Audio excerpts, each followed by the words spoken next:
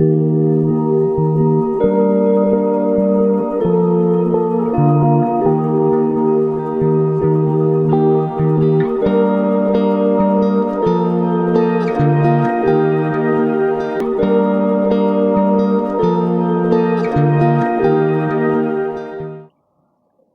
dia,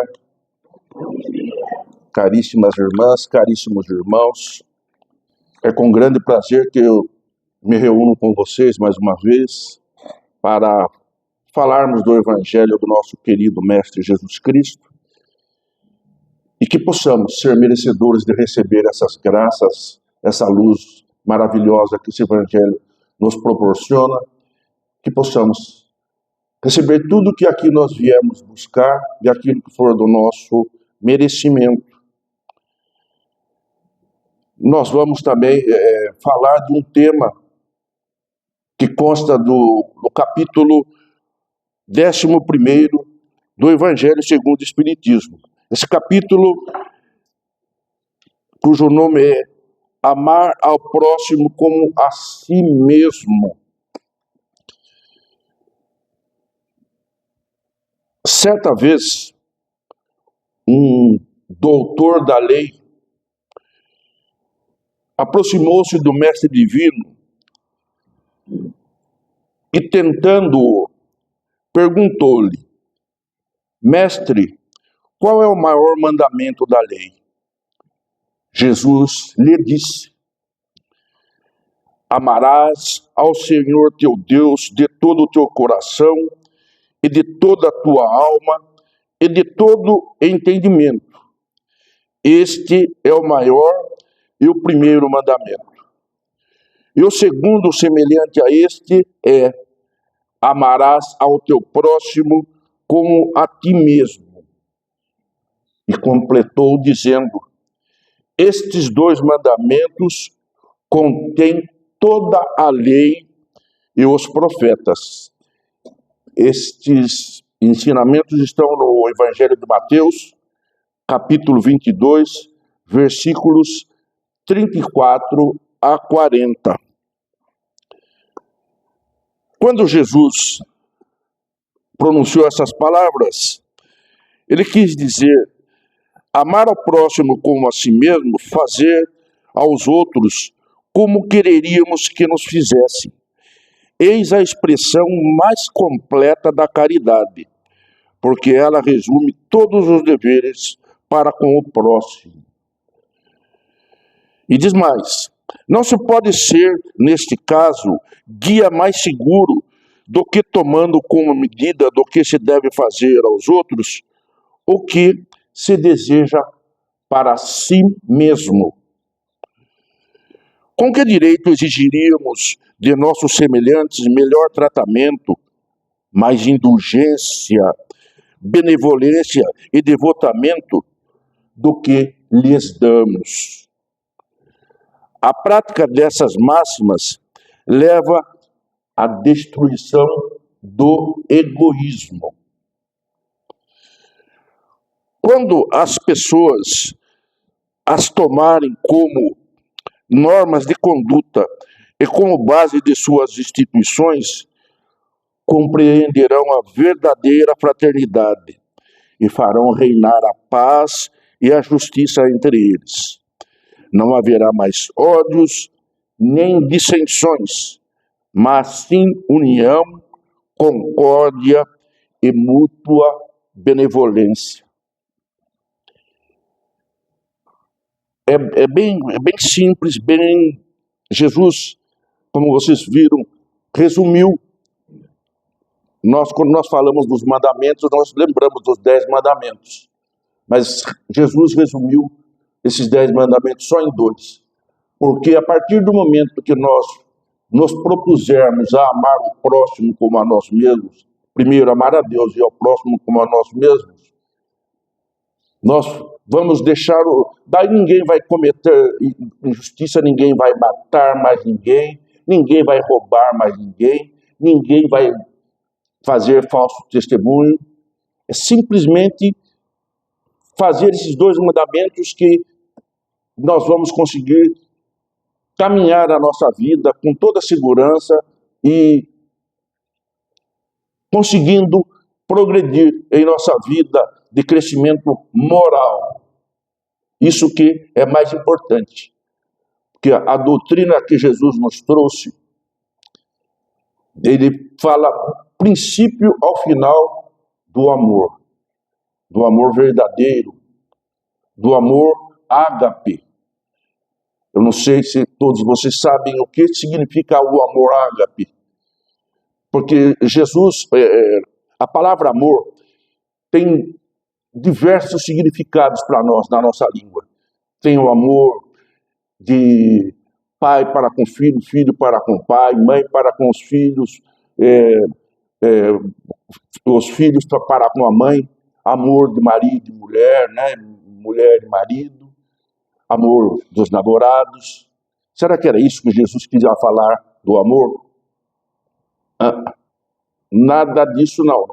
O amor amor ágape quer dizer justiça, quer dizer bondade, quer dizer misericórdia, quer dizer caridade, acima de tudo quer dizer perdão, que é algo assim difícil de a gente colocar em prática. Esse é o amor verdadeiro. E para que entendamos bem, será que é difícil nós fazermos isso? Nós exercermos esse amor? Quem que gosta que tratem ele com maldade, sem benevolência, sendo injustos para com ele, não perdoando os erros que cotidianamente nós nos incorremos? Todos nós gostamos que as pessoas nos tratem dessa maneira, que sejam bondosos para conosco, não é assim? É simples, sim. Façamos o mesmo para com os outros. Porque quando nós nos propomos a tratar as pessoas com bondade, com carinho, com afeto, sendo justos para com eles, isso nós recebemos em troca. E esse que é o verdadeiro amor que Jesus falava, o amor ágape. Nesse evangelho, nas instruções dos espíritos, um espírito de nome Lázaro nos trouxe importantes ensinamentos. O amor resume toda a doutrina de Jesus, porque é o sentimento por excelência. Diz mais, no seu ponto de partida, o ser humano só tem instintos. Nós fomos criados por Deus, o nosso espírito, nunca nos esqueçamos. A nossa essência é espiritual. Nós estamos nesta encarnação, neste corpo que nós estamos, para exercer o nosso mandato aqui nesta encarnação. Mas a nossa essência é espiritual, porque quando nós deixarmos esse corpo aqui na Terra, o nosso espírito, ele continua. O nosso espírito é eterno. Isso que é muito importante. Eu vou citar algo sobre o dia de amanhã. Bem en passant, amanhã é dia dos mortos ou dia dos vivos? Isso para que nós pensemos exatamente. Quem que está vivo, quem está morto? Só para que vocês lembrem de um detalhe, tem uma oração magnífica de São Francisco de Assis. Eu só vou falar duas últimas frases, acho que todo mundo conhece, desta magnífica oração de São Francisco. Naquela segunda parte, quando ele fala, ó mestre, fazer que eu procure mais, consolar que ser consolado, compreender que ser compreendido, amar que ser amado. Pois é dando que se recebe, é perdoando que se é perdoado. E daí o que ele fala? E é morrendo que se vive para a vida eterna. Então, para que saibamos que a nossa essência é espiritual. Nós estamos aqui nesse corpo para caminharmos, para aprendermos um pouquinho mais e para que nós exerçamos o nosso mandato de acordo com a nossa evolução, né, espiritual. Nós ainda estamos nós estamos na segunda fase dessa nossa caminhada. Por isso que nós estamos nesse planeta de provas e expiações, onde ainda o mal, graças e existe um grande monta para que nós trabalhemos, para que nós aprendamos e assim possamos evoluir moralmente e ajudar o nosso planeta que já está em transformação, ajudar esse querido planeta, esse maravilhoso planeta, a passar por uma terceira fase, que é planeta de regeneração. Neste momento, como eu disse, o mal impera neste nosso planeta. Para o planeta de regeneração, daí existirá o mal, mas em pequena escala. E para lá ficarão as pessoas que se reformarem, que conseguirem melhorar o seu status moral.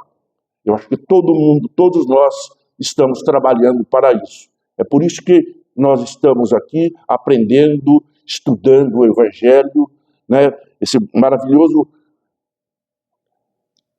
código de conduta que Jesus nos deixou, para que nós evoluamos, para que nós cresçamos. Na pergunta, eu vou falar uma determinada pergunta do Livro dos Espíritos. Eu não sei se todos vocês conhecem o Livro dos Espíritos, mas aqui na casa acho que já foi estudado o Livro dos Espíritos. E quem tiver o Livro dos Espíritos, consulte a pergunta 913, em que Kardec e sua equipe, Allan Kardec, codificador da doutrina espírita, fez a seguinte inquirição, a seguinte pergunta aos espíritos, esses espíritos que nos trouxeram essa brilhante, essa esclarecedora doutrina espírita.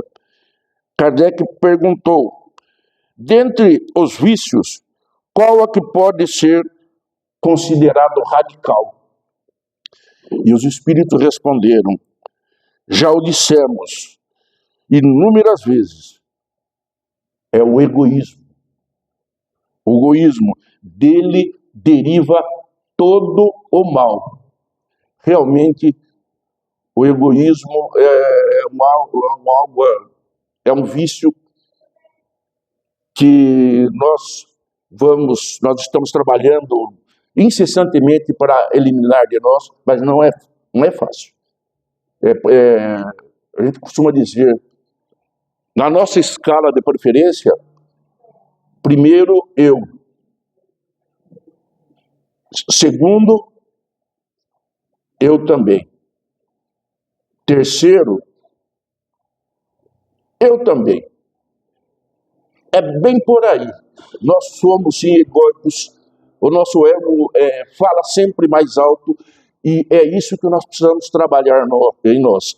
Isso que os espíritos superiores trouxeram para Allan Kardec, para que nós trabalhemos isso aí, para que nós consigamos extirpar de nós, para que sejamos mais fraternos e deixemos de lado o egoísmo.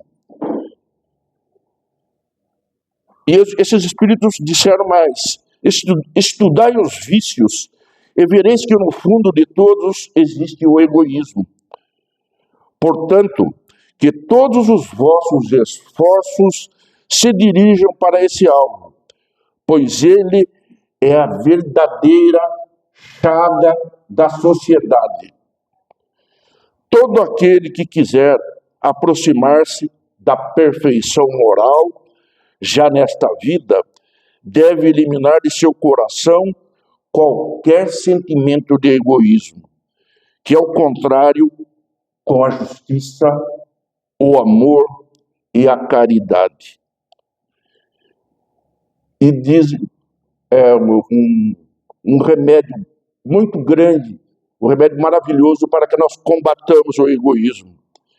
Eis o antídoto contra o egoísmo: não fazer aos outros o que não gostaríamos que os outros não fizessem para nós. É bem simples assim.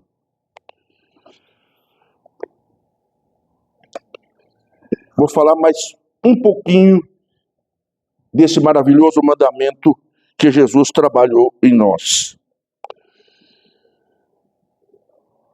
O amor resume toda a doutrina de Jesus, porque é um sentimento por excelência. E os sentimentos são os instintos elevados à altura do progresso realizado. Eu já tinha comentado essa parte. Eu só quis pegar para que nós frisemos bem. E diz mais: o Espiritismo, por sua vez, a doutrina espírita, vem pronunciar a segunda palavra do alfabeto divino. Sabe qual a segunda palavra? Chama-se reencarnação. Quando agora, antes, o nosso querido irmão que fez esse preâmbulo maravilhoso, ele falou, né, dos nossos erros que nós cometemos, né, todos nós cometemos, e que por vezes vai ficando e a gente acaba até, né, passando daqui para outra vida sem conseguir resolver. Deus é tão maravilhoso para conosco que depois de algum tempo Ele nos dá oportunidade de reencarnarmos novamente, de voltarmos aqui para resolver os nossos problemas. E para que nós pensemos, para que nós analisemos, seria como se nós estivéssemos numa escola e estivéssemos repetindo uma determinada série várias vezes. Acho que ninguém vai querer ficar patinando. Agora, as reencarnações, na maioria das vezes, é assim. Nós estamos patinando, também vamos admitir, por nossa teimosia, de não querermos nos melhorar, não querermos deixar de lado uma série de coisas, não querermos, às vezes,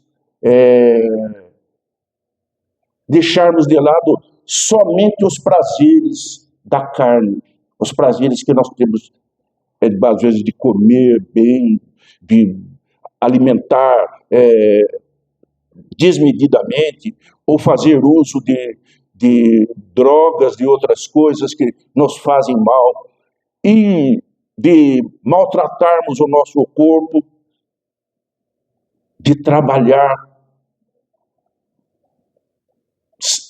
demasiadamente só a busca de valores amoedados do dinheiro. Não nos esqueçamos da nossa essência. Não nos esqueçamos da nossa essência, porque a matéria, ela é finita. E o nosso espírito é infinito. Nunca nos esqueçamos. A nossa matéria, ela é finita, ela acaba. Por mais que dure 80, 100 anos, ela acaba. Agora o nosso espírito é infinito. Então não nos esqueçamos de nos alimentarmos daquilo que engrandece, que faz bem ao nosso ser espiritual, porque são esses valores que nós vamos utilizar depois, quando nós passarmos para o mundo espiritual. E são esses valores que nós vamos agregar ao nosso ser no decorrer das inúmeras encarnações que nós vamos tendo. É isso que nós devemos buscar trazer para o nosso ser.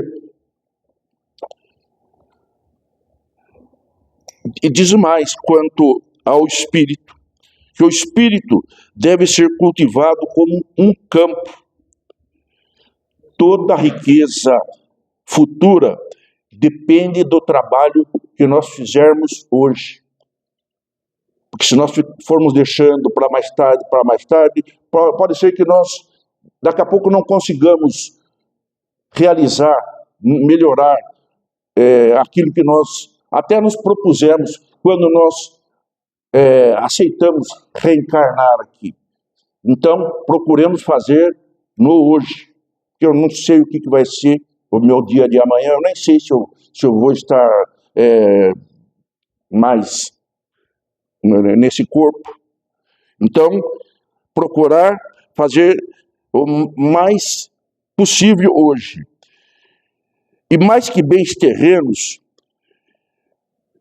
ele vos conduzirá à gloriosa elevação. Será então que, compreendendo a lei do amor, que une todos nós, todos os seres, nela buscareis suaves prazeres da alma, que são a satisfação, o prelúdio das alegrias celestes.